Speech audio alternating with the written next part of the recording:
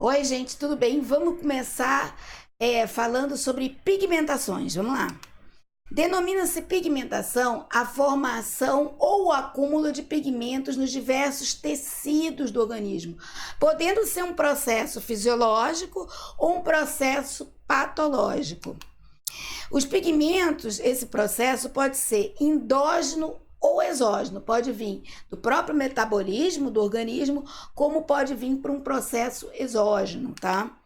Então, pigmentos endógenos são produzidos por meio da atividade metabólica, tá bom? Pode ser uma atividade metabólica, ou de alguma patologia, ou uma atividade metabólica normal, por isso um processo fisiológico.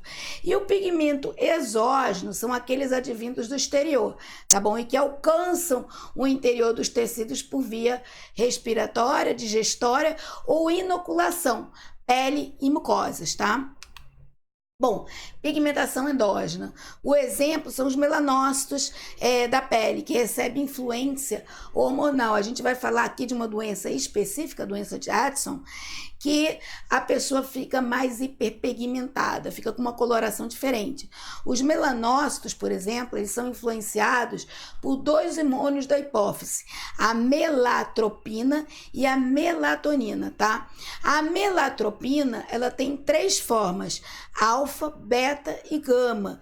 Tem grande semelhança à parte com a molécula de ACTH. É por isso que ela sofre muita influência dos hormônios da suprarrenal, da parte cortical, tudo bem? Sendo provavelmente também produzida pelas células do ACTH. Então a gente tem aqui a doença de Addison, que ela provoca um decréscimo dos hormônios corticais.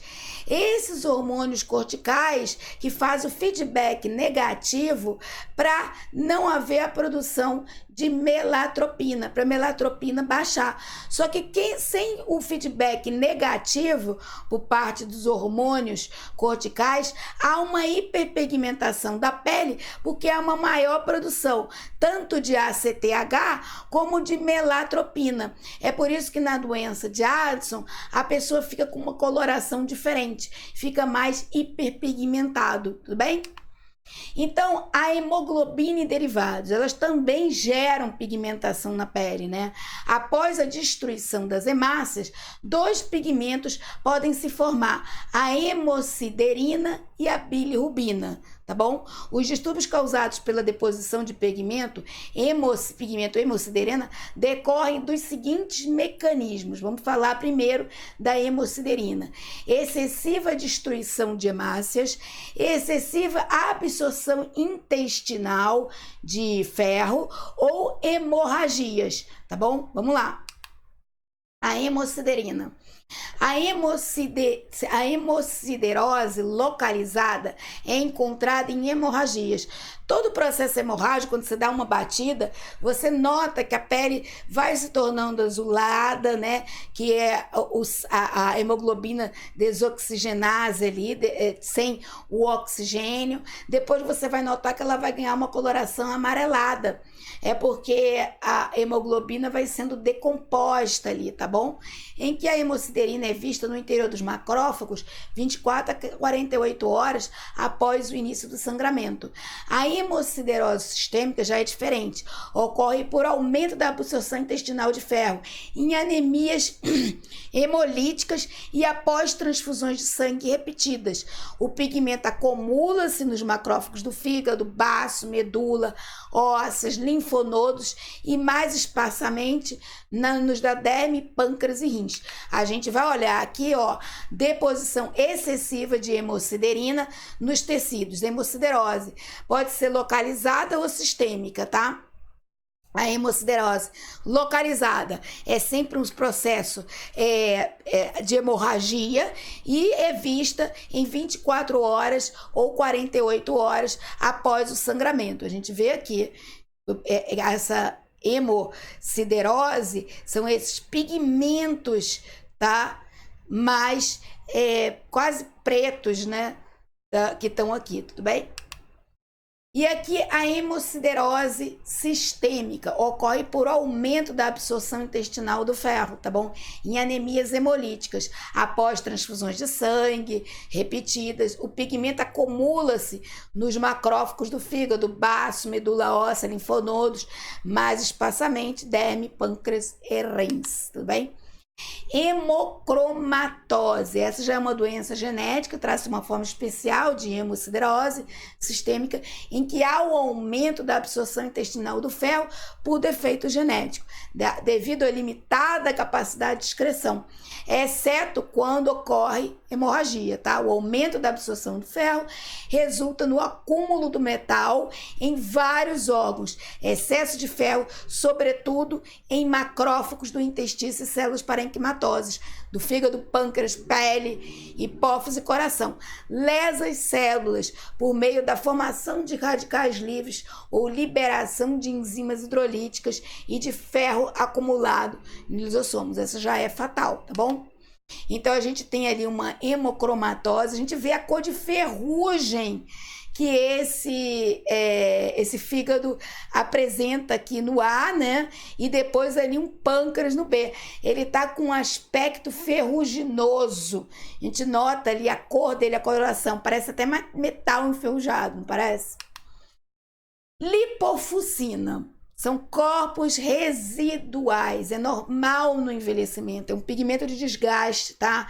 Pigmento do envelhecimento, esteroide, a lipofusina é um marcador biológico do envelhecimento celular. A lipofusina aparece como grânulos intracitoplasmáticos pardos amarelados, tudo bem? A maioria das células renova as suas macromoléculas e organelas, mas com o tempo, a degradação desses componentes começa a se tornar ineficiente, tá? Parece que a lipofusina seja formada por peroxidação de material previamente autofagocitado, acumulando-se no lisossomo. Começa a se tornar eficiente. É o processo de envelhecimento normal, não gera nenhum tipo de transtorno, né? A gente vê ali, é normal em idosos, né, com avançada idade, a lipofusina deposita-se, especialmente em células pós-mitóticas, como neurônios, células musculares cardíacas, esqueléticas, mas não causa nada demais. Formação de corpos celulares, está aqui, desequilíbrio entre o processo de autofagocitose contínua e incapacidade da célula de eliminar resíduos de autodigestão. Lipofusina normal. Então, a gente tem ali o metabolismo celular oxidativo, radicais livres, autofagocitose de macromoléculas e organelas, degradação insuficiente pelas enzimas lisossômicas decorrentes do próprio envelhecimento celular, acúmulo de polímeros não degradáveis de várias macromoléculas. E isso é a lipofusina. Bom, agora pigmentações exógenas. São introduzidas ou por via parental, tá bom? Como ocorre com as injeções e tatuagem. A tatuagem é uma pigmentação exógena, tá? Partículas depositam-se nos pontos de primeiro contato das mucosas da pele, tá? Pigmentos inalados, o mais comum é o carvão, e sua deposição causa a antracose, que a gente vai ver, encontrada em trabalhadores de minas, carvão ou fumantes. Bom, aqui a gente tem um pigmento de carvão na antracose pulmonar. Ele é preto, né, gente? Olha lá, parece mesmo carvão, né? Lembra carvão mesmo na célula, né?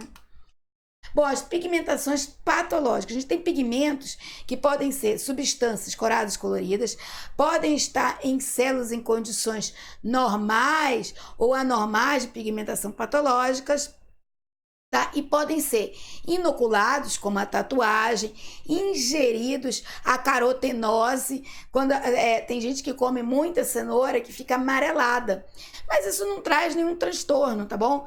E inalados, como o carvão que a gente acabou de ver, né? Essa pigmentação exógena, tá? Siderose. Bom, nos trabalhadores que atuam em minas de minério de ferro, pequenas partículas ferruginosas podem ser inaladas no ar atmosférico. levando a um processo similar da antracose, similar, tá?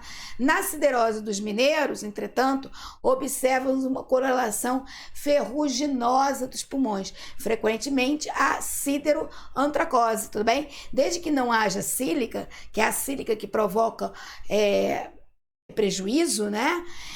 Presente, fator fibrogênico, né, para os pulmões, você vai perdendo a capacidade funcional do pulmão. A siderose, assim como a antracose, não causa alterações nas funções pulmonares, tá? Então, a gente tem ali partículas de carbono fagocitadas por macrófagos, tá? Pigmento de cor negra distribuído, pequenos focos pelo parênquima ali pulmonar. Em aumento forte, o pigmento é constituído por pequenos grãos negros. E a gente vê como é que fica, tá? E aqui a gente tem a tatuagem, que é uma pigmentação exógena que as pessoas fazem, né? Então, as tatuagens representam exemplos de pigmentação exógena, em que os pigmentos são inoculados, em geral, deliberadamente, na pele. Aí os pigmentos são fagocitados pelos macrófagos, uma parte é drenada pelos linfonodos regionais, mas a maior parte fica depositada permanentemente no local da inoculação. A composição química dos pigmentos utilizados na tatuagem varia amplamente, né? Alumínio, titânio, carbono, né? Mais comumente encontrados. Gente, é uma aula simples de pigmentação. Depois eu vou fazer uma aula com os casos clínicos gerais, para a gente treinar, para a gente ver aspectos laminares. Mas é isso aí, até a próxima aula.